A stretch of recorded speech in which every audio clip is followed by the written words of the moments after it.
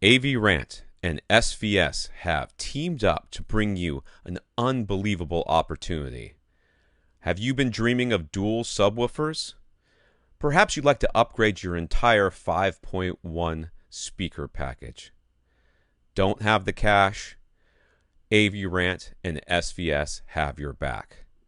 Go to www.avrant.com right now for your chance to win your choice of dual PB1000 subwoofers or a prime 5.1 satellite speaker package. Contest ends September 30th. Don't wait. Open to the residents of the United States and Canada. We are your home theater and AV questions answered. This is AVRant. Want your home theater or AV question answered by Tom and Rob? Send it to question@avrant.com. Welcome to AVRant. I'm Tom Andry, and I'm here with Rob H. Jay. Jay has... This is not RJ. It's RJ. Okay, that just sounds weird. All right, this is Jay. Listener Jay has taken separate measurements with a single subwoofer at the midpoints of his front wall and his back wall and would like to know if these measurements prove, and why or why not, that dual subs would have the intended benefits in his room. Yeah, so we can't really look at measurements of individual subs on the front wall and the back wall and see proof that it would have the intended benefits. What you will see is that they will have complete, very different frequency response. Are you showing it? I am showing it, and we cannot prove anything, but we can glean a suggestion of something that might be occurring, which is beneficial. Yeah.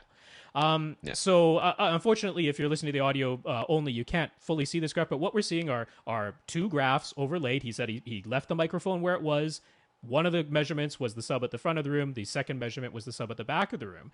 And what we're seeing is that the two measurements in many areas are very close to being an inverse of one another. That's right. So one of the measurements is showing a peak, but the other measurement is showing a dip at approximately the same frequency. Now, what that suggests is if you had two subs and you placed them at these positions and you played them at the same time with a mono signal, the one that's creating a peak will be evened out by the second one creating a dip at pretty much the same frequency. Now, you'll see that there's some areas, and it's particularly around, between 60 and 70 hertz, it appears on this graph, where you're not seeing that inverse relationship. And also up at near 90, between about 95 as well. Right. Now, what that suggests is there, in those regions, you might have some pretty nasty peaks. But the suggestion is that might be more uniform. And this is actually what we expect when we talk about using dual subwoofers and positioning them across the room from one another to give you more uniform bass, not necessarily linear right away, but more uniform. And what this is suggesting is that you'll have these two peaks remaining in your room. The rest of it's actually making it fairly linear for you quite nicely, which is to be expected. But in these two sort of frequency ranges, you're going to have some peaks. But those peaks should be more uniform across all your seats, which means now you can EQ them. Now you can easily EQ them with a room correction system or a separate thing like a mini DSP or what have you. But you can EQ down those peaks, and that will be uniform across all your seats. The graphs suggest that these two placements will work quite nicely for you. It doesn't prove anything, but that's the thing. I mean, you can't really prove it this way. You're not going to say, okay, you see they're the inverse, and therefore everything will equal itself out, and it'll be perfect. We don't know. You got to put them in the room, and you got to play them, and then you'll see. What we know will happen, based on research, is that you will have more uniform bass. And it looks, based on what you're showing us, that would be the case. Does it prove it? Absolutely not. No. It suggests it. It suggests it. And then you know what the biggest problems I see in that frequency graph? The places where there's peaks that are going together, all of that's above 80 hertz. Every bit of it. The vast majority of it was. Hertz. Yeah. You know, and that to me says, well, I'm crossing it over there anyways, so who cares? It looks as though you'll have one significant hump that you'll need to That's EQ, right. which is very much to be expected. So please don't anyone think when we're suggesting dual subs that is it, that it just automatically gets you linear perfect bass. It doesn't. The whole idea is more uniform. You're still going to have some peaks and dips, but now you can EQ them, and that graph suggests that's exactly what's going to be the case.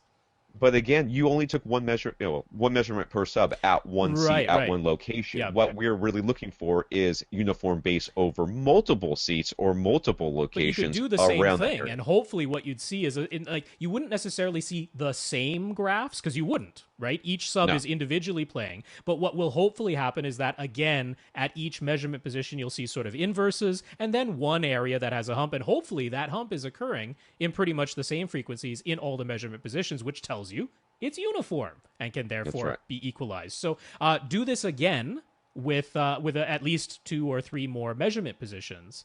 Have a look at that, and I think it'll suggest that it'll Um, work. I was gonna say, or at least, or just hook up your other sub, but he just probably doesn't Well, have he another doesn't sub. have one. So that's why He's doing trying to this. That prove makes he's trying to prove to himself before he buys the second sub that it'll fine. really be worth it. That'll be worth Yeah. it. It will be worth it. Yep. It will be worth it. It'll sound quieter. I mean, you can see, like, I don't know Yeah. where you have your sub right now, but you can see the peaks and valleys you're having, regardless of what placements you're having, right? You can see those, and those are really what's going is we're trying to get Yeah, rid you of, can see that and that's with just one subwoofer playing, he has yeah, this big peak between 60 and 70 hertz. He has another one up at 90, which may or may not be sort of rolled yeah. off by the crossover, but he has this one peak. If you've gotten used to that and you're like, oh, I love when that big 60 hertz thump comes in, that's going to be ameliorated once you EQ that out. So, Yes. so yeah, things might actually sound quieter, But like the okay, they so will he's sound got more the even. purple graph there too, which looks a lot more flat, Yeah, right? yeah, It looks a lot more flat. From what is that, 50, 60, 50 hertz on down, looks pretty flat. yeah. But if you are level matching this thing, and it's got those big peaks above there, and both of them kind of look that way, really. Yep. Got those really big peaks up there. Basically, what you're going to find is when you level match the sub, when you level match the sub, or with all the rest of your speakers, and it's just by itself, you may be finding that you're getting blown out of your seat because of this peak, and therefore you turn it down a little bit more, and then suddenly you're not hearing the low end the way that you really will when you get more uniform bass that can be EQ'd properly, and it's flatter across once you EQ it, it's flatter across the entire thing, and that's what we say quieter. We say it Mm-hmm. sounds quieter in your room, and the reason is because when you've done that, suddenly you're not hearing these weird peaks all over the place. It's more flat all the way through, and then when it becomes time for the low bass, the loud bass, and the bass comes in, suddenly you're like, oh, where did all this bass come from? Yeah. Well, it was always there. It's just that you had to turn it down, because if you didn't, your dishes rattled all over the Right. house every time 60 hertz hit. Yeah, Yep. Now that's you're what now you're happened. just hearing what's in the signal being faithfully reproduced. So that's the That's goal. There you go.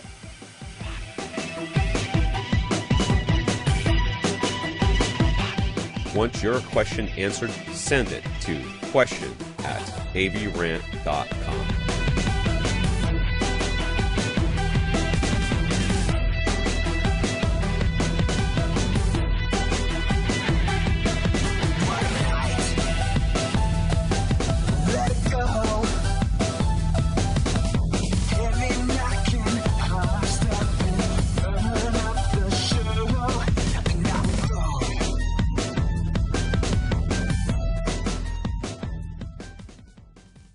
This is AV Rant. Now go out and listen to something.